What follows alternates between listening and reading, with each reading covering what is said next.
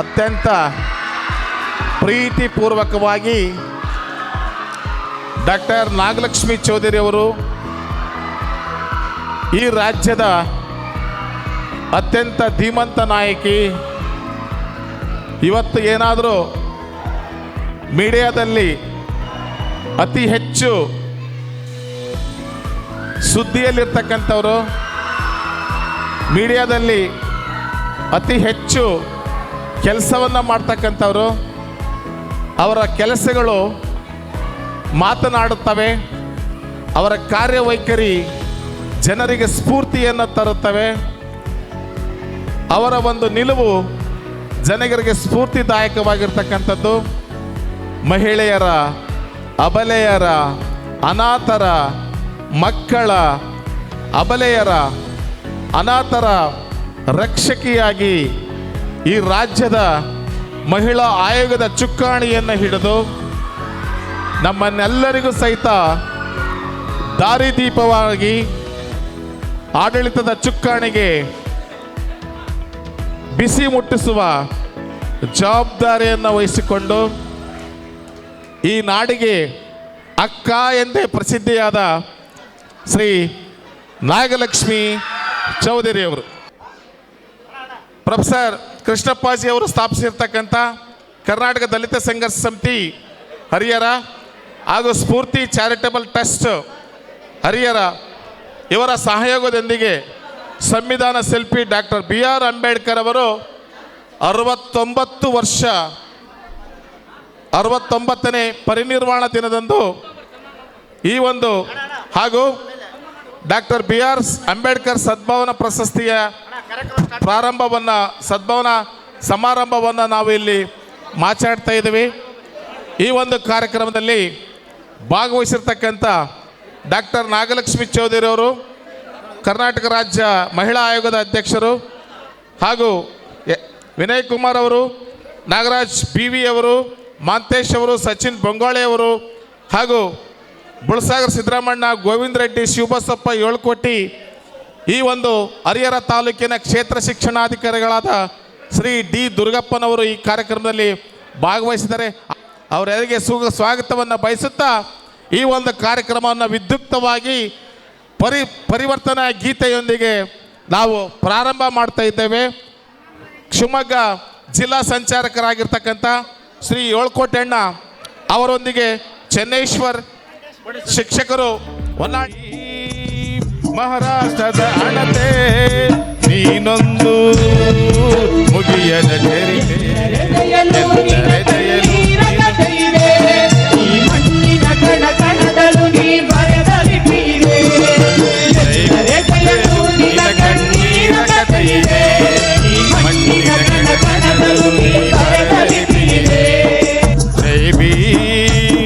ಮಹಾರಾಷ್ಟ್ರದ ಹಣತೆ ನೀನೊಂದು ಮುಗಿಯದ ಚರಿತೆ.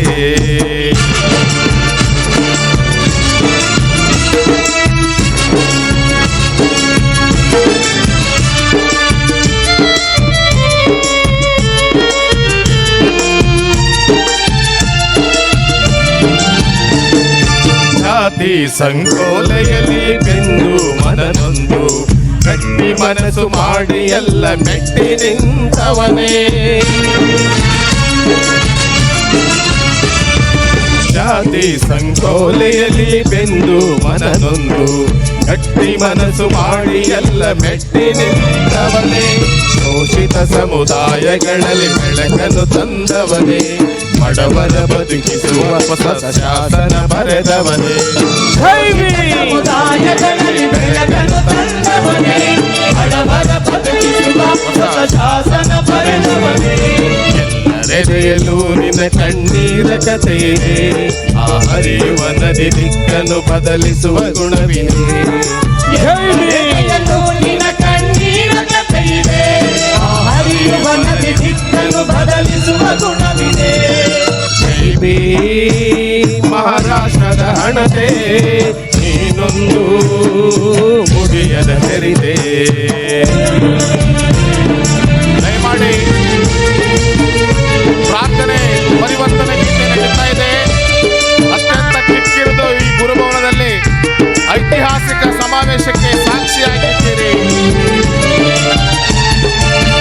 ಚರ್ಚು ಮಸೀದಿಗಳ ಕಟ್ಟಿದ ಕಾರ್ಮಿಕರ ಬೆವರಿನ ಬೆಲೆ ಕಂಡ ಕರುಳಿನ ಕಡೆಗಾರ.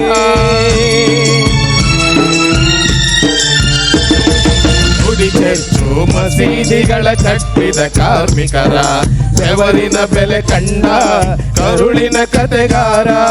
ಹೊಟ್ಟೆ ಬಟ್ಟೆ ಕಟ್ಟಿ ದುಡಿದೋರ ದನಿಯಾದೆ, ಉರಿ ಬಿಸಿಲಲ್ಲಿ ದಣಿದವರಿಗೆ ನೀರಿನ ಹನಿಯಾದೆ. ಜೈ ಭೀಮ್ ಕಟ್ಟಿದವರ ದನಿಯಾದೆ, ಉರಿ ಬಿಸಿಲಲ್ಲಿ ದಣಿದವರಿಗೆ ನೀರಿನ ಹನಿಯಾದೆ. ಎದೆಯಲು ನಿನ್ನ ಕಣ್ಣೀರ ಕತೆ ಇದೆ, ಆ ಕಥೆಯು ಸ್ವಾಭಿಮಾನದ ಬದುಕನ್ನು ಕಲಿಸಿದೆ.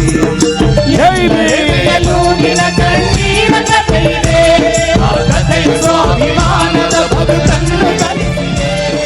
ಜೈ ಭೀಮ್ ಮಹಾರಾಷ್ಟ್ರದ ಹಣತೆ ನೀನೊಂದು ಮುಗಿಯದ ಚರಿತೆ.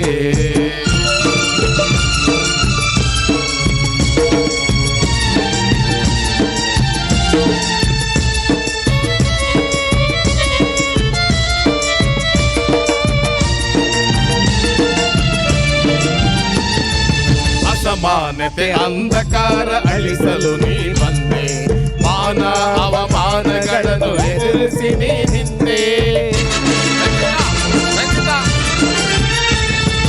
ಅಸಮಾನತೆ ಅಂಧಕಾರ ಅಳಿಸಲು ನೀ ಬಂದೆ, ಮಾನ ಅವಮಾನಗಳನ್ನು ಎದುರಿಸಿ ನೀ ನಿಂತೆ. ಬುದ್ಧ ಬಸವಣ್ಣನ ಪ್ರತಿರೂಪ ನೀನಾದೆ, ಪೆರಿಯಾರರು ಕಂಡ ಕನಸುಗಳ ಬೇರಾದೆ. ಜೈ ಬಸವಣ್ಣನ ಜೈ ಜೈ ಜೈ ಬೀರು ಕಂಡ ಕನಸುಗಳ ಬೇರಾದೆ. ಎಲ್ಲರೆದೆಯಲು ನಿನ್ನ ಕಣ್ಣೀರ ಕತೆ ಇದೆ, ತವನಿತರ ಪ್ರತಿಶ್ವಾಸದಲ್ಲೂ ನಿನ್ನ ಉಸಿರಿದೆ. ಎಲ್ಲರೆದೆಯಲು ನಿನ್ನ ಪ್ರತಿಶ್ವಾಸದಲ್ಲೂ ನಿನ್ನ ಉಸಿರಿದೆ. ಜೈ ಭೀಮ್ ಮಹಾರಾಷ್ಟ್ರದ ಹಣತೆ ನೀನೊಂದು ಮುಗಿಯದ ಚರಿತೆ. ಎಲ್ಲರೆದೆಯಲು ನಿನ್ನ ಕಣ್ಣೀರ ಕಥೆ ಇದೆ, ಈ ಮಣ್ಣಿನ ಕಣ ಕಣಗಳು ನೀ ಬರದಲ್ಲಿದೆ. ಎಲ್ಲರೆದೆಯಲು ನಿನ್ನ ಕಣ್ಣೀರ ಕಥೆ ಇದೆ, ಈ ಮಣ್ಣಿನ ಕಣ ಕಣಗಳು ನೀ ಬರದಲ್ಲಿದೆ. ಜೈ ಭೀಮ್. ಪ್ರೀತಿಪೂರ್ವಕವಾಗಿ ಜೈ ಭೀಮ್ ಗೀತೆಯನ್ನು ನೆರವೇರಿಸಿಕೊಟ್ಟ ಶಿವಮೊಗ್ಗ ಜಿಲ್ಲೆಯ ಸಂಚಾಲಕರಾದ ಏಳುಕೋಟಿ ಮತ್ತು ಚೆನ್ನೇಶ್ವರ್ ಶಿಕ್ಷಕರಿಗೆ ಧನ್ಯವಾದಗಳು. ಈಗ ಸ್ವಾಗತವನ್ನು ಮಾಡಲಿದ್ದಾರೆ ಶ್ರೀಮತಿ ಶ್ರೀ ಕುಮಾರಿ ರಕ್ಷಿತಾ ಓಲೇಕರ್ ಅವರು. ಎಲ್ಲರಿಗೂ ಮಧ್ಯಾಹ್ನದ ನಮಸ್ಕಾರಗಳು. ಭೀಮ್ರಾವ್ ಎಂದರೆ ಭೇದ ಭಾವದ ಕೊಳೆಯ ತೊಳೆದವರು, ಎಲ್ಲಿ ನ್ಯಾಯ ಇರುತ್ತೋ ಅಲ್ಲಿ ಅಂಬೇಡ್ಕರ್ ಇರುತ್ತಾರೆ ಎಂಬ ನುಡಿಗಳೊಂದಿಗೆ ಕರ್ನಾಟಕ ದಲಿತ ಸಂಘರ್ಷ ಸಮಿತಿ ರಿಜಿಸ್ಟರ್ ಹರಿಹರ ತಾಲೂಕು ಘಟಕ ಸ್ಫೂರ್ತಿ ಚಾರಿಟಬಲ್ ಟ್ರಸ್ಟ್ ಇವರ ಸಹಯೋಗದೊಂದಿಗೆ ಇಂದು ನಡೆಯುತ್ತಿರುವ ವಿಶ್ವಜ್ಞಾನಿ ಸಂವಿಧಾನ ಶಿಲ್ಪಿ ಡಾಕ್ಟರ್ BR ಅಂಬೇಡ್ಕರ್ ಅವರ 69ನೇ ಪರಿನಿಬ್ಬಾಣ ದಿನ.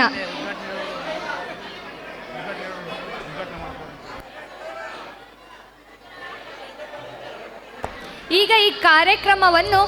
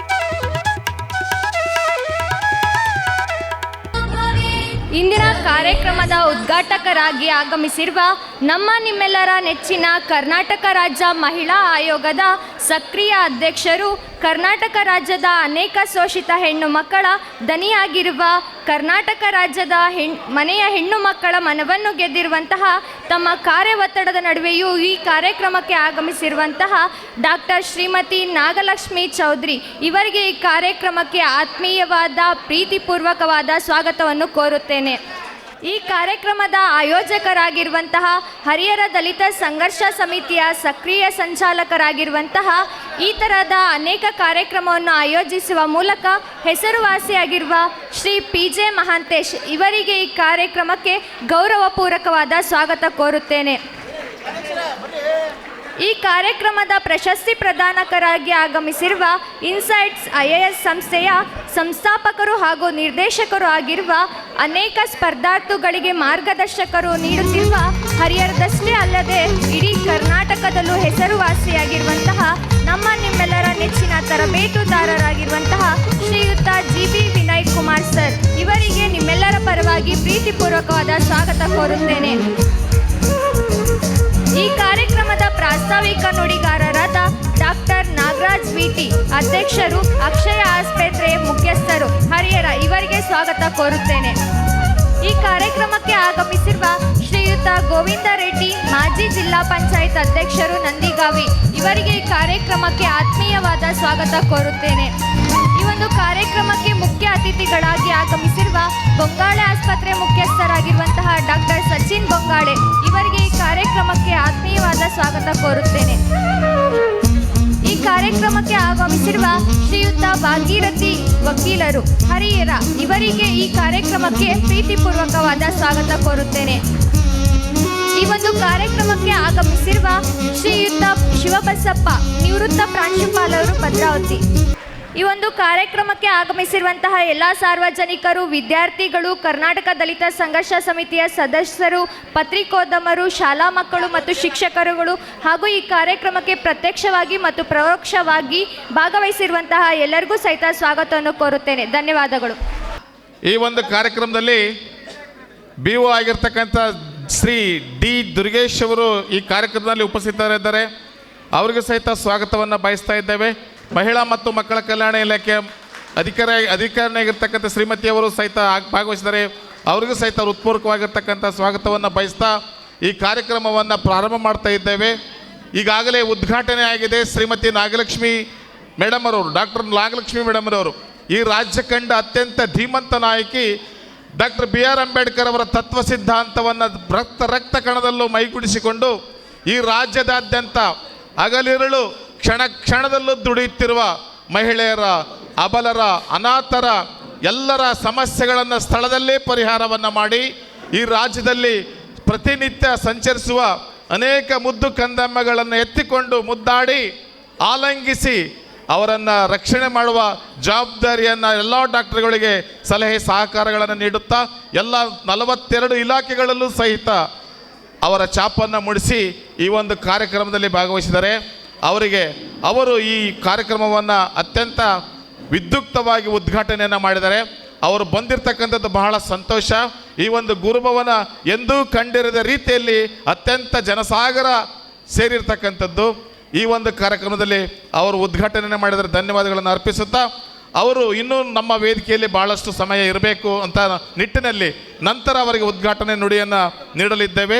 ಈ ಕಾರ್ಯಕ್ರಮದಲ್ಲಿ ಭಾಗವಹಿಸಿರ್ತಕ್ಕಂಥ ಶ್ರೀ GB ವಿನಯ್ ಕುಮಾರ್ ಅವರು ಈ ಒಂದು ನಮ್ಮ ಜಿಲ್ಲೆಯಲ್ಲಿ, ರಾಜ್ಯದಲ್ಲಿ ಇನ್ಸೈಟ್ ಅಂತಕ್ಕಂಥ ಒಂದು ಸಂಸ್ಥೆಯನ್ನು ಪ್ರಾರಂಭ ಮಾಡಿ ಅನೇಕ ವಿದ್ಯಾರ್ಥಿಗಳಿಗೆ ದಾರಿದೀಪವನ್ನು ಮಾಡಿ IAS ಕೋಚಿಂಗ್ ಸೆಂಟರನ್ನು ಪ್ರಾರಂಭ ಮಾಡಿ ಅನೇಕರಿಗೆ DC ಪೊಲೀಸ್ ವರಿಷ್ಠಾಧಿಕಾರಿಗಳನ್ನು ನಿರ್ಮಾಣ ಮಾಡಿರ್ತಕ್ಕಂಥ GB ವಿನಯ್ ಕುಮಾರ್ ಅವರು ಅಂಬೇಡ್ಕರ್ ಸದ್ಭಾವನಾ ಪ್ರಶಸ್ತಿಯನ್ನು ನೀಡಲು ಈ ಒಂದು ಕಾರ್ಯಕ್ರಮದಲ್ಲಿ ಭಾಗವಹಿಸಿದ್ದಾರೆ.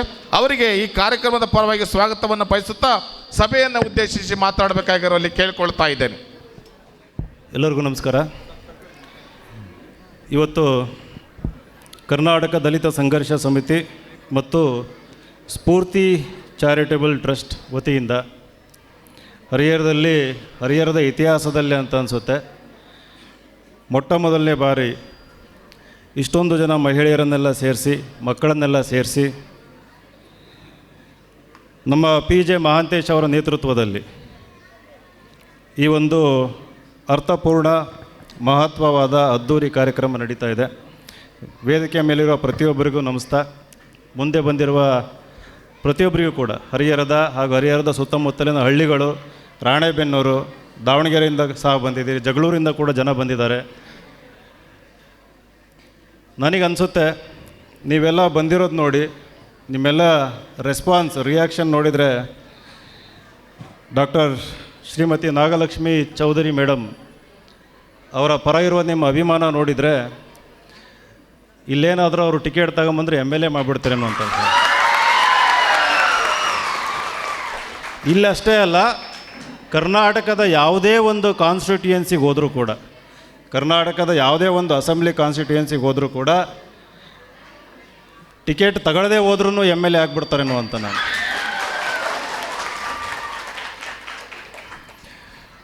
ಮಹಾಂತೇಶ್ ಅವರು ಸುಮಾರು 1.5 ತಿಂಗಳಿಂದ ಹೇಳಿದರು ನನಗೆ, ಈ ರೀತಿ ಒಂದು ಪ್ರತಿ ವರ್ಷ ಕಾರ್ಯಕ್ರಮ ಮಾಡ್ತಾಯಿದ್ದೀವಿ, ಈ ಸರಿ ನಾಗಲಕ್ಷ್ಮಿ ಚೌಧರಿ ಮೇಡಮ್ ಅವ್ರನ್ನೇ ಕರೆಸ್ಬೇಕು ಅಂತಂದು.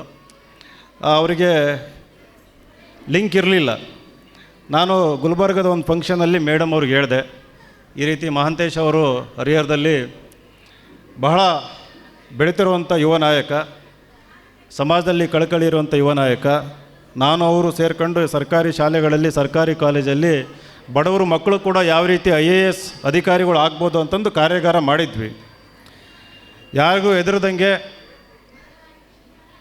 ಯಾರು ಎಷ್ಟೇ ದರ್ಪ ತೋರಿಸಿದ್ರು, ದುರಹಂಕಾರ ತೋರಿಸಿದ್ರು ಅವನ್ನೆಲ್ಲ ಎದುರು ಹಾಕ್ಕೊಂಡು ಒಳ್ಳೆಯ ಕೆಲಸ ಮಾಡೋವಂಥ ವ್ಯಕ್ತಿತ್ವ, ಸಮಾಜದಲ್ಲಿ ಬೆಳೀತಿರೋಂಥ ವ್ಯಕ್ತಿ. ಹಾಗಾಗಿ ನೀವು ಒಪ್ಕೊಳ್ಳಿ ಈ ಕಾರ್ಯಕ್ರಮಕ್ಕೆ ಅಂದಾಗ ಮೇಡಮ್ ಅವರು ಮರು ಮಾತನಾಡ್ದಂಗೆ ಖಂಡಿತ ಬರ್ತೀನಿ ಅಂತ ಹೇಳಿದರು. ಇವತ್ತು 22ನೇ ಡೇಟ್ ಕೊಟ್ಟು ಬಂದಿದ್ದಾರೆ. ನಿಮಗೆ ಹೃತ್ಪೂರ್ವಕ ಅಭಿನಂದನೆ ಮತ್ತು ಸ್ವಾಗತ ಮೇಡಮ್, ನಮ್ಮ ಹರಿಹರಕ್ಕೆ ಬಂದಿರೋದ್ರಿಂದ. ನಾನು ಜಾಸ್ತಿ ಮಾತಾಡೋಕ್ಕೆ ಹೋಗಲ್ಲ, ಯಾಕಂತಂದರೆ ನೀವೆಲ್ಲ ಬಂದಿರೋದು ಅವ್ರನ್ನ ನೋಡೋದಕ್ಕೆ, ಅವ್ರನ್ನ ಮಾತು ಕೇಳಿಸ್ಕೊಳ್ಳೋದಕ್ಕೆ. ನಿಮಗೆ ನನ್ನ ಪರಿಚಯ ಇದೆಯಲ್ಲ ಗೊತ್ತಿಲ್ಲ, ಹೆಣ್ಮಕ್ಳಿಗೆ. ಗಂಡು ಮಕ್ಕಳಿಗಂತೂ ಗೊತ್ತಿರ್ತದೆ. ನನ್ನ ಪರಿಚಯ ಗೊತ್ತಾ ನಿಮಗೆ? ನನ್ನ ಹೆಸರು GB ವಿನಯ್ ಕುಮಾರ್ ಅಂತಂದು. ಮೊನ್ನೆ MP ಎಲೆಕ್ಷನ್ನಲ್ಲಿ ನಿಂತ್ಕೊಂಡಿದ್ದೆ. ಸುಮಾರು ಒಂದು 6-6.5 ಸಾವಿರ ಓಟ್ ಹಾಕಿದ್ದೀರಿ ಹರಿಹರದಿಂದ. ಇಂಡಿಪೆಂಡೆಂಟ್ ಕ್ಯಾಂಡಿಡೇಟಾಗಿ ನಿಂತ್ಕೊಂಡಿದ್ದು. ನಾನು ಒಂದು ಪಕ್ಷದ ಟಿಕೆಟ್ ಕೇಳಿದ್ದೆ, ಟಿಕೆಟ್ ಸಿಗಲಿಲ್ಲ. ಯಾಕೆ ನಾವು ರಾಜಕಾರಣಕ್ಕೆ ಬಂದ್ವಿ ಅಂತಂದರೆ, ಇವತ್ತು ಸುಮಾರು 1,500 ಜನ IAS IPS ಅಧಿಕಾರಿಗಳು ನನ್ನ ವಿದ್ಯಾರ್ಥಿಗಳು ಭಾರತದ ಪ್ರತಿಯೊಂದು ರಾಜ್ಯದಲ್ಲೂ ಕೂಡ ಇವತ್ತು ಸರ್ವಿಸ್ ಮಾಡ್ತಾಯಿದ್ದಾರೆ. ಆದರೆ SC ST ಮಕ್ಕಳುಗಳು, ದಲಿತರ ಮಕ್ಕಳುಗಳು, ಅಲ್ಪಸಂಖ್ಯಾತರ ಮಕ್ಕಳುಗಳು, ಬಡವರ ಮಕ್ಕಳುಗಳು ಇವತ್ತು ಹೆಚ್ಚಿನ ಸಂಖ್ಯೆಯಲ್ಲಿ IAS ಅಧಿಕಾರಿಗಳು ಆಗ್ತಾಯಿಲ್ಲ. ಯಾರಾದರೂ ಅಧಿಕಾರಿಗಳು ಆಗ್ತಾಯಿದ್ರೆ ಅಥವಾ ನ್ಯಾಯಾಧೀಶರು ಆಗ್ತಾಯಿದ್ರೆ ಯಾರು ಉಳ್ಳವರು ಅಂತ ಇರ್ತಾರೆ, ಯಾರು ಆಲ್ರೆಡಿ ವ್ಯವಸ್ಥೆ ಒಳಗೆ ಅಧಿಕಾರ ಕಪಿಮುಷ್ಟಿನಲ್ಲಿ ಇಟ್ಕೊಂಡಿರ್ತಾರೆ, ಅಂಥವರು ಮಕ್ಕಳು ಮಾತ್ರ ಇವತ್ತು IAS KS ಅಧಿಕಾರಿಗಳು ಆಗ್ತಾ ಇರೋದು. ನಾನು ಅದನ್ನು ಅರ್ಥ ಮಾಡಿಕೊಂಡು ಸುಮಾರು 11 ವರ್ಷದಲ್ಲಿ ಇಷ್ಟೊಂದು ಅಧಿಕಾರಿಗಳನ್ನು ಕೊಟ್ಟ ಮೇಲೆ ನನಗನ್ಸಿದ್ದು, ರಾಜಕಾರಣಕ್ಕೆ ಬಂದು ರಾಜಕೀಯ ಅಧಿಕಾರದ ಜೊತೆಗೆ ಒಂದು ವ್ಯವಸ್ಥೆ ಒಳಗೆ ಬಡ ಮಕ್ಕಳು ಹಾಗೂ ಶೋಷಿತ ವರ್ಗದ ಮಕ್ಕಳು ಕೂಡ ಈ ಅಧಿಕಾರ ವರ್ಗದಲ್ಲಿ ಅಧಿಕಾರ ಹಿಡಿಬೇಕು ಅನ್ನೋ ಒಂದು ಮಹತ್ವಾಕಾಂಕ್ಷೆಯಿಂದ ಇವತ್ತು ರಾಜಕಾರಣಕ್ಕೆ ಬಂದಿರೋಂಥದ್ದು. ಹಾಗಾಗಿ ನಾನು ಸೋತಿರ್ಬೋದು, ಆದರೂ ಕೂಡ ಕ್ಷೇತ್ರದ ಆಚೆ ಹಳ್ಳಿಗೆ ಹೋಗಿ ಇವತ್ತು ಹಳ್ಳಿ ಮಕ್ಕಳು IAS IPS ಅಧಿಕಾರಿ ಆಗಬೇಕಂತಂದು ಕೇವಲ ಭಾಷಣದಲ್ಲಿ ಹೇಳೋದಷ್ಟೇ ಅಲ್ಲ, ಅದಕ್ಕೆ ಬೇಕಾದಂಥ ಮಾರ್ಗದರ್ಶನ ದಾವಣಗೆರೆಯಲ್ಲಿ ಉಚಿತ ಕೋಚಿಂಗ್ ಕೂಡ ಕೊಡ್ತಾಯಿದ್ದೀನಿ ನಾನು ಹಳ್ಳಿ ಮಕ್ಕಳಿಗೆ. ನಿಮ್ಮಲ್ಲಿ ಯಾರಾದರೂ IAS KS ಮಾಡ್ತೀನಿ ಅಂತಂದು ಏನಾದರೂ ಆಸೆ ವ್ಯಕ್ತಪಡಿಸಿದರೆ ಚಿಕ್ಕ ವಯಸ್ಸಿನಲ್ಲಿ, ದಯವಿಟ್ಟು ಅದನ್ನು ಪೋಷಿಸಬೇಕು, ನೀವು ಎನ್ಕರೇಜ್ ಮಾಡಬೇಕು, ಉತ್ತೇಜನ ಕೊಡಬೇಕು. ಅಂಥ ಮಕ್ಕಳನ್ನು ನಮ್ಮ ಹತ್ರ ಕರ್ಕೊಂಬನ್ನಿ. ದಾವಣಗೆರೆ ಇರ್ಬೋದು, ಬೆಂಗಳೂರು, ಡೆಲ್ಲಿನಲ್ಲೂ ಕೂಡ ಸಂಸ್ಥೆ ಇದೆ. ಖಂಡಿತವಾಗೂ ಕೂಡ ಅವ್ರಿಗೆ IAS KS ಮಾಡಿಸುವಂಥ ಶಕ್ತಿ, ಸಂಪನ್ಮೂಲ, ಬುದ್ಧಿಶಕ್ತಿ ಇರ್ಬೋದು, ಪ್ರತಿಯೊಂದು ಕೂಡ ನಮ್ಮಲ್ಲಿದೆ. ಆದರೆ ನೀವು ಪೇರೆಂಟ್ಸ್ ಆಗಿರೋರು ಅದನ್ನು ಮನಸ್ಸು ಮಾಡಬೇಕು. ಇಲ್ಲಾಂದ್ರೆ ಏನಾಗುತ್ತೆ, ನಮ್ಮನ್ನು ಆಳೋಕ್ಕೆ ಬರೋವಂಥವ್ರು ನಮ್ಮನ್ನು ಅರ್ಥ ಮಾಡ್ಕೊಳ್ಳದೇ ಇರೋವಂಥವ್ರು, ನಮ್ಮ ನೋವು ಅವ್ರಿಗೆ ಅರ್ಥ ಆಗಿರೋದಿಲ್ಲ, ಆ ಒಂದು ಹಸಿವಿನ ನೋವು ಗೊತ್ತಿರೋದಿಲ್ಲ. ಅವ್ರು ಯಾವಾಗ ನಮ್ಮನ್ನು ಆಳ್ವಿಕೆಗೆ ಬರ್ತಾರೆ, ನಮ್ಮನ್ನು ಬೆಳೆಯೋದಕ್ಕೆ ಬಿಡೋದಿಲ್ಲ.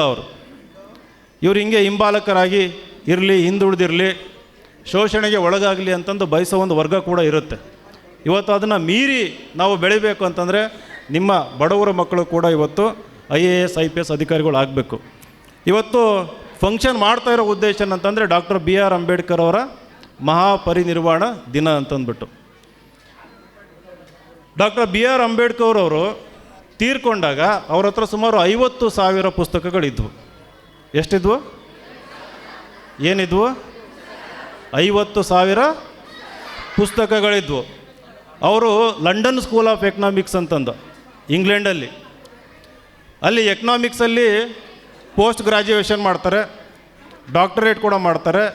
ಕೊಲಂಬಿಯಾ ಯೂನಿವರ್ಸಿಟಿ ಅಮೇರಿಕಾದಲ್ಲಿ, ಅಲ್ಲಿ ಕೂಡ ಲಾನಲ್ಲಿ ಕಾನೂನಲ್ಲೂ ಕೂಡ PG ಮಾಡ್ತಾರೆ, ಪೋಸ್ಟ್ ಗ್ರ್ಯಾಜುಯೇಷನ್ನು.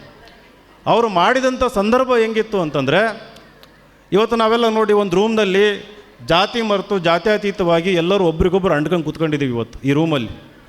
ಆದರೆ ಆ ಕಾಲಘಟ್ಟದಲ್ಲಿ ಡಾಕ್ಟರ್ BR ಅಂಬೇಡ್ಕರ್ ಏನಾದರೂ ಹಿಂಗೆ ಬರ್ತಾರೆ ಅಂತಂದರೆ ಎಲ್ಲ ದೂರ ಸರಿತಾ ಇದ್ದರು. ಅವರು ಬಂದು ಹೋದ್ಮೇಲೆ ಆ ಜಾಗನ ಶುದ್ಧಿ ಮಾಡ್ತಾಯಿದ್ರು, ಹತ್ತಿರ ಬಿಡ್ಕೊಂತಿರ್ಲಿಲ್ಲ ಡಾಕ್ಟರ್ BR ಅಂಬೇಡ್ಕರ್ನ. ಆ ಒಂದು ಕಠಿಣ ಸಂದರ್ಭದಲ್ಲೂ ಕೂಡ ಅವರು ಸ್ವಂತ ಶಕ್ತಿ ಅಂತಂದರೆ ಇಲ್ಲಿ ಅವರಿಗೊಂದು ಅರಿವಾಯಿತು, ಈ ಸಮಾಜದಲ್ಲಿ ನಾನೇನಾದರೂ ಉದ್ಧಾರ ಆಗಬೇಕಂತಂದರೆ ಜ್ಞಾನ ಒಂದೇ ಮಾರ್ಗ, ಪುಸ್ತಕ ಒಂದೇ ಮಾರ್ಗ ನನಗೆ ಅಂತಂದು. ಯಾಕಂದರೆ ಯಾರೂ ಸಹಾಯ ಮಾಡ್ತಾ ಇರಲಿಲ್ಲ. ಉಳ್ಳವರು ಮುಂದುವರೆದವರು ಬಾರಪ್ಪ ನೀನು ಹತ್ರ ಬಾ, ನಿನ್ನನ್ನು ಅಲ್ಲಿ ಕಳಿಸ್ತೀನಿ ಇಲ್ಲಿ ಕಳಿಸ್ತೀನಿ ಅಂತಂದು ಯಾರು ಹೇಳ್ತಾ ಇರಲಿಲ್ಲ. ಆ ಒಂದು ಸಂದರ್ಭದಲ್ಲಿ ಹೆಚ್ಚು ಪುಸ್ತಕಗಳನ್ನು ಓದಿ ಶಾಲೆಯಲ್ಲಿ ಅವರು ಮಿಂಚಿದ್ರು, ಶಾಲಾ ಶಿಕ್ಷಕರು ಅವ್ರನ್ನ ಗುರ್ತಿಡಿದ್ರು. ಸ್ವಂತ ಶಕ್ತಿ ಮೂಲಕ ಅಮೇರಿಕಕ್ಕೆ ಹೋದರು, ಇಂಗ್ಲೆಂಡಿಗೆ ಹೋದರು, ಒಳ್ಳೊಳ್ಳೆ ಡಿಗ್ರಿ ಮಾಡಿ ಇವತ್ತು ಸಂವಿಧಾನ ಶಿಲ್ಪಿ ಆದರು. ನಮಗೆಲ್ಲ ಇವತ್ತು ಅವರು ಮಹಾಚೇತನ ಮಹಾಶಕ್ತಿಯಾಗಿ ನಾವೆಲ್ಲ ಹೆಂಗಿರಬೇಕು, ನಾವೆಲ್ಲ ಹೆಂಗೆ ನಡ್ಕೋಬೇಕು ನುಡಿಬೇಕು ಅನ್ನೋದಕ್ಕೊಂದು ಮಾರ್ಗ ಹಾಕ್ಕೊಟ್ಟಂಥ ಮಹಾಚೇತನ. ಅವ್ರ ಹತ್ರ 50,000 ಬುಕ್ಸ್ ಇದ್ವು. ನಿಮ್ಮ ಮನೆಯಲ್ಲಿ ಎಷ್ಟು ಬುಕ್ಸ್ ಅದಾವು ಅಂತ? ಅವ್ರ ಹತ್ರ 50,000 ಬುಕ್ಸ್ ಇದ್ವು ಡಾಕ್ಟರ್ BR ಅಂಬೇಡ್ಕರ್ ಹತ್ರ. ಇಲ್ಲಿ ಬಂದಿರೋ ಪ್ರತಿಯೊಬ್ಬ ಮಹಿಳೆ ಇರ್ಬೋದು, ಪೇರೆಂಟ್ಸ್ ಇರ್ಬೋದು, ದಯವಿಟ್ಟು ನಿಮಗೆ ಒಂದು ಪ್ರಶ್ನೆ ಕೇಳ್ಕೊಳ್ರಿ. ನೀವು ಮನೆಗೆ ಹೋದಾಗ ನಿಮ್ಮ ಮಕ್ಕಳದ್ದು ಏನೊಂದು ಬ್ಯಾಗ್ ಇರುತ್ತಲ್ಲ, ಆ ಬ್ಯಾಗಿನ ಆಚೆ ಪಠ್ಯ ಪುಸ್ತಕಗಳನ್ನು ಬಿಟ್ಟು ಎಷ್ಟು ಪುಸ್ತಕ ನಿಮ್ಮ ಹತ್ರ ಇದಾವೆ ಅಂತ ನೀವೊಂದು ಪ್ರಶ್ನೆ ಕೇಳ್ಕೋಬೇಕು. 0. ಎಲ್ಲೋ ಅಲ್ಲಿ ಇಲ್ಲಿ ಒಬ್ಬರಿಬ್ಬರು ನಿಮ್ಮ ಏನಾದರೂ ಸರ್ಕಾರಿ ನೌಕರಿನಲ್ಲಿದ್ದರೆ ಅಲ್ಲಿ ಇಲ್ಲಿ ಸ್ವಲ್ಪ ಬುಕ್ಸ್ ತಂದು ಕೊಟ್ಟಿರ್ಬೋದು. ಆದರೆ ಮೆಜಾರಿಟಿ ನೀವು ನಿಮಗೆ ಮಾಡ್ಕೊಳ್ತಾ ಇರೋ ದ್ರೋಹ, ಪುಸ್ತಕ ಓದ್ತಾ ಇದ್ದರೆ ಸಮಾಜಕ್ಕೆ ಮಾಡ್ತಾ ಇರೋ ದ್ರೋಹ. ಎಲ್ಲದಕ್ಕಿಂತ ಮಹಾದ್ರೋಹ ಏನಂತಂದರೆ ಅಂಬೇಡ್ಕರ್ಗೆ ಮಾಡ್ತಿರೋಂಥ ಮಹಾದ್ರೋಹ. ನಿಮ್ಮ ಹತ್ರ ಪುಸ್ತಕ ಇಲ್ಲ ಅಂತಂದರೆ. ಇವೆಲ್ಲ ಏನು ಫಂಕ್ಷನ್ ಮಾಡ್ತೀವಲ್ಲ ನಾವು, ಯಾಕೆ ಪುಸ್ತಕದ ಬಗ್ಗೆ ಹೇಳ್ತಿದ್ದೀನಿ ಅಂತಂದರೆ, ಇಲ್ಲಿ ಕೂತಿರೋ ಮಕ್ಕಳು, ಪೋಷಕರು, ನೀವೇನಾದರೂ ಪುಸ್ತಕದ ಅಭಿರುಚಿ ಅಂತ ಹೇಳ್ತೀವಿ, ಸಾಹಿತ್ಯ ಇರ್ಬೋದು, ಬೇರೆ ಬೇರೆ ಪುಸ್ತಕ, ನ್ಯೂಸ್ ಪೇಪರ್ ಕೂಡ ಇರ್ಬೋದು, ಅದನ್ನು ಓದೋ ಹವ್ಯಾಸ ಮಾಡ್ಕೊಂಡು ನನ್ನ ಹತ್ರ ಬಂದರೆ, ನೀವು ಒಂದು ಫೌಂಡೇಶನ್ ಹಾಕ್ಕೊಂಡು ಬಂದಂಗೆ, ನಮ್ಮ ಹತ್ರ ಫೌಂಡೇಶನ್ ಹಾಕ್ಕೊಂಡು ಬಂದಂಗೆ, ಒಂದು ಜ್ಞಾನದ, ಸಾಮಾನ್ಯ ಜ್ಞಾನದ ಫೌಂಡೇಶನ್ ಹಾಕ್ಕೊಂಡು ಬಂದಂಗೆ, ನೀವು ಅಷ್ಟು ಮಿನಿಮಮ್ ಪ್ರಿಪ್ರೇಷನ್ ಮಾಡ್ಕೊಂಬಂದರೆ ನಿಮ್ಮನ್ನು IAS ಮಾಡಿಸೋದು ಭಾಳ ಸುಲಭ. ನನಗೆ ಪುಸ್ತಕ ಓದೋ ಹವ್ಯಾಸ ಇರೋದಿಲ್ಲ, ಪೇಪರ್ ಓದೋ ಹವ್ಯಾಸ ಇರೋದಿಲ್ಲ. ಸುತ್ತಮುತ್ತ ಏನೇ ಘಟನೆ ನಡೆದರೂ ಕೂಡ ನಮ್ಮ ಜೀವನ ಇರೋದೇ ಇಷ್ಟು, ಇದನ್ನು ಬದಲಾವಣೆ ಮಾಡೋಕ್ಕಾಗಲ್ಲ. ಈ ರೀತಿ ಒಂದು ಕೀಳರಿಮೆ, ಅಲ್ಪತೃಪ್ತಿಯಿಂದ ನಾವು ಬದುಕ್ತಾ ಇದ್ದರೆ ನಮ್ಮನ್ನು ಆಳೋರು ಯಾರು? ಈ ಸೀಕ್ರೆಟ್ಸ್ ಗೊತ್ತಿರ್ತದಲ್ಲ, ಹೆಂಗೆ ಇಲ್ಲಿ ಈ ದಾರಿ ಕಂಡು ಹಿಡ್ಕೊಂಡು ಈ ವ್ಯವಸ್ಥೆ ಒಳಗೆ ಹೆಂಗೆ ಅಧಿಕಾರ ಹಿಡ್ಕೋಬೇಕಂತ ಕೆಲವು ವ್ಯಕ್ತಿಗಳಿಗೆ ಗೊತ್ತಿರುತ್ತೆ ಆ ಸೀಕ್ರೆಟ್. ಅವರು ನಮ್ಮನ್ನು ಶಾಶ್ವತವಾಗಿ ಆಳ್ತಾರೆ. ನಾವು ಯಾವಾಗಲೂ ಏನಪ್ಪ ಅಂದರೆ, ನಾಗಲಕ್ಷ್ಮಿ ಚೌಧರಿ ಮೇಡಮ್ ಬಂದಾಗ ಒಂದು ಅರ್ಜಿ ಹಿಡ್ಕೊಂಬಂದು ನನಗೆ ಅದು ಆಗಿಲ್ಲ ಇದು ಆಗಿಲ್ಲ ಅಂತಂದು CM ಹತ್ರನೂ ಹೋಗ್ತಾರೆ. ಸಣ್ಣ ಸಣ್ಣ ಪ್ರಾಬ್ಲಮಿಗೆ, ಇವತ್ತು ಸಣ್ಣ ಪ್ರಾಬ್ಲಮಿಗೆ CM ಹತ್ರ ಹೋಗಬೇಕು. ಅದು ಹೆಲ್ತ್ ಇಶ್ಯೂ ಇರ್ಬೋದು, ಶಿಕ್ಷಣ ರಿಲೇಟೆಡ್ ಇರ್ಬೋದು. ಮೊನ್ನೆ ಒಬ್ಬ KS ಆಕಾಂಕ್ಷಿ, ಭಾಳ ಬಡ ಹುಡುಗ, ದಲಿತ ಹುಡುಗ, ಒಂದು ಅರ್ಜಿ ಹಿಡ್ಕೊಂಡು ಹೋದ್ನಂತೆ CM ಹತ್ರ. ಸರ್ ನಾನು PSI ಆಗಬೇಕು, ಭಾಳ ಬಡ ಹುಡುಗ, ಫೀಸ್ ಕಟ್ಟಕ್ಕೆ ನನ್ನ ಹತ್ರ ದುಡ್ಡಿಲ್ಲ. ಸಿದ್ದರಾಮಯ್ಯನವ್ರ ಹತ್ರ ಹೋಗ್ಬಿಟ್ಟು ಹಿಂಗೆ ಹೇಳಿದಂತೆ ತೋರಿಸಿ, ಸರ್ ಒಂದು ಇನ್ಸೈಟ್ಸ್ IAS ಅನ್ನೋ ಸಂಸ್ಥೆ ಇದೆ, ಆ ಸಂಸ್ಥೆಗೆ ನಾನು ಓದಬೇಕಂತಿದ್ದೀನಿ ಅಂತ ತೋರಿಸಿದಂತೆ ಲೆಟರು. ಇದು ನಮ್ಮ ವಿನಯ್ ಕುಮಾರ್ದಾ? ಅವನಿಗೆ ಹೇಳ್ತೀನಿ ಹೋಗು ಅಂತಂದ್ರಂತೆ. ಆ ಹುಡುಗ ಬಂದ, ಅವನಿಗೆ ಸಂಪೂರ್ಣ ಉಚಿತವಾಗಿ ನಾವು ಅವನಿಗೆ PSI ಕೋಚಿಂಗ್ ಕೊಡ್ತಾಯಿದ್ದೀನಿ. ಅವನು ಬಂದಾಗ ನಾನು ಹೇಳಿದೆ, ಅಲ್ಲಪ್ಪ ನೀನು ಅಷ್ಟೊಂದು ಕಷ್ಟಪಟ್ಟು ಸಿದ್ದರಾಮಯ್ಯನವ್ರ ಹತ್ರ ಯಾಕೆ ಹೋಗ್ಬೇಕಾಯ್ತು? ರಾಜ್ಯದ ಮುಖ್ಯಮಂತ್ರಿ, ಸಣ್ಣ ವಿಚಾರ, ಸಣ್ಣ ಇಶ್ಯೂಗಳಿಗೆ ನೀವು ಹೋಗಿ ಅವ್ರಿಗೆ ಯಾಕೆ ತೊಂದರೆ ಕೊಡ್ತೀರಿ? ನೇರವಾಗಿ ನನ್ನ ಹತ್ರನೇ ಬರ್ಬೋದಿತ್ತಲ್ಲ. ನೇರವಾಗಿ ನನ್ನ ಹತ್ರನೇ ಬಂದಿದ್ರೆ ಇಲ್ಲ ಅಂತ ಹೇಳ್ತಿರ್ಲಿಲ್ಲ. ಆದರೆ ನಾವು ಪ್ರಯತ್ನ ಮಾಡಲ್ಲ. ನಾವು ಆ ಸಂಬಂಧಪಟ್ಟ ಅಧಿಕಾರಿಗಳು ಸಂಬಂಧಪಟ್ಟ ಯಾವುದೇ ಒಂದು ಅಥಾರಿಟಿ ಇದ್ದಾಗ ನಾವು ಹೋಗ್ಬಿಟ್ಟು ಅವ್ರನ್ನ ಕೇಳೋದಿಲ್ಲ. ನಾವು ಒಂದು ಸರಿ ಕೇಳ್ತೀವಿ, 2 ಸರಿ ಕೇಳ್ತೀವಿ, ಆಮೇಲೆ ಏನಾಗುತ್ತೆ, ಸಮಾಧಾನ ಇರೋದಿಲ್ಲ, ನಮಗೆ ಪೇಷನ್ಸ್ ಇರೋದಿಲ್ಲ. ಆಮೇಲೆ ಏನು ಮಾಡ್ತೀವಿ, ದೊಡ್ಡ ದೊಡ್ಡ ಅಥಾರಿಟಿಗಳ ಹತ್ರ ಹೋಗ್ತೀವಿ. ಸೊ ನಾವು ಒಂದು ಬುದ್ಧಿಶಕ್ತಿಯಿಂದ, ಒಂದು ಒಳ್ಳೆಯ ವಿವೇಚನೆಯಿಂದ, ವಿವೇಕದಿಂದ ನಾವು ನಡ್ಕೊಂಡಾಗ, ಜ್ಞಾನವನ್ನು ಬೆಳೆಸ್ಕೊಂಡಾಗ ನಮಗೆ ಸಿಗಬೇಕಾದಂಥ ಸವಲತ್ತುಗಳು ಸಿಗ್ತವೆ. ಎಲ್ಲದಕ್ಕಿಂತ ಮುಖ್ಯವಾಗಿ ಧೈರ್ಯ ಇರಬೇಕು ನಮಗೆ.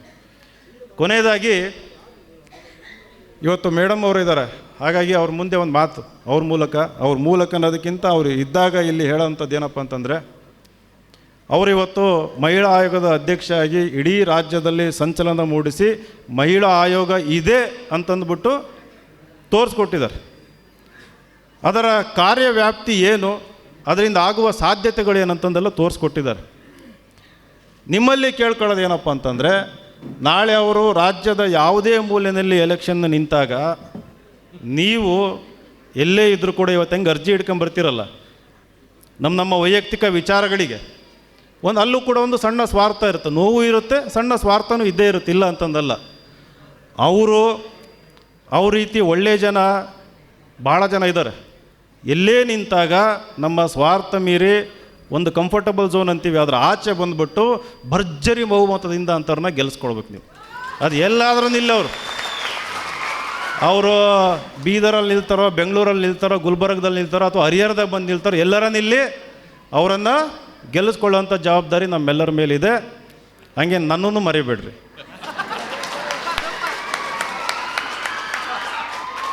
ನಾವು ಎಲ್ಲರ ನಿಲ್ಲಿ, ಆಯಿತಾ?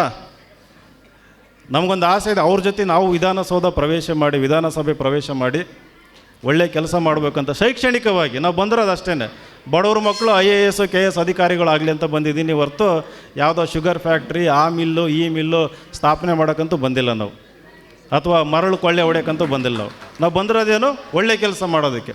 ಹಾಗಾಗಿ ನಿಮ್ಮೆಲ್ಲರ ಆಶೀರ್ವಾದ ನಮ್ಮ ಮೇಲೆ, ತಾಯಿ ಮೇಲೆ ಇರಲಿ ಅಂತ ಹೇಳಿ ನನ್ನ ಒಂದೆರಡು ಮಾತುಗಳನ್ನು ಮುಗಿಸ್ತೀನಿ. ಹಾಗೆಯೇ ನಿಮ್ಮ ಆಶೀರ್ವಾದ ಮಹಾಂತೇಶ್ ಅಂತ ಯುವಕರ ಮೇಲೆ ಕೂಡ ಇರಲಿ. ಯಾಕಂದರೆ ಈ ರೀತಿ ಕಾರ್ಯಕ್ರಮನ ಆಯೋಜನೆ ಮಾಡೋದು ಭಾಳ ಸುಲಭ ಅಲ್ಲ, ಅದು ಭಾಳ ಕಠಿಣ. ಅದು ಅಂಥ ಮನಸ್ಸುಗಳು, ಅಂಥ ವ್ಯಕ್ತಿಗಳು ನಮ್ಮ ಹರಿಹರದಲ್ಲಿ, ದಾವಣಗೆರೆಯಲ್ಲಿ ಭಾಳ ಜನ ಇದ್ದಾರೆ. ಹಾಗಾಗಿ ಅವ್ರ ಹೆಸರನ್ನು ನೆನ್ಪಿಡ್ಕೊಂಡು ಮುಂದಿನ ದಿನದಲ್ಲಿ ಅವರನ್ನು ಕೂಡ ನೀವೆಲ್ಲ ಬೆಳೆಸಿ ಅಂತೇಳಿ ನಾನು ಒಂದೆರಡು ಮಾತು ಮುಗಿಸ್ತೀನಿ. ನಮಸ್ಕಾರ. GB ವಿನಯ್ ಕುಮಾರ್ ಅವರು ಈ ವೇದಿಕೆಯಲ್ಲಿ ಭಾಗವಹಿಸಿ ಡಾಕ್ಟರ್ BR ಅಂಬೇಡ್ಕರ್ ಅವರ ಜೀವನ ಆದರ್ಶಗಳನ್ನು ಅತ್ಯಂತ ಪ್ರೀತಿಯುತವಾಗಿ ಹೇಳಿ ಈ ನಾಡು ಕಂಡ ಮಹಿಳಾ ಅಧ್ಯಕ್ಷರ ಬಗ್ಗೆ ಮಾತನಾಡಿರ್ತಕ್ಕಂಥ ವಿನಯ್ ಕುಮಾರ್ ಅವರಿಗೆ ಹೃತ್ಪೂರ್ವಕವಾಗಿರ್ತಕ್ಕಂಥ ಧನ್ಯವಾದಗಳು.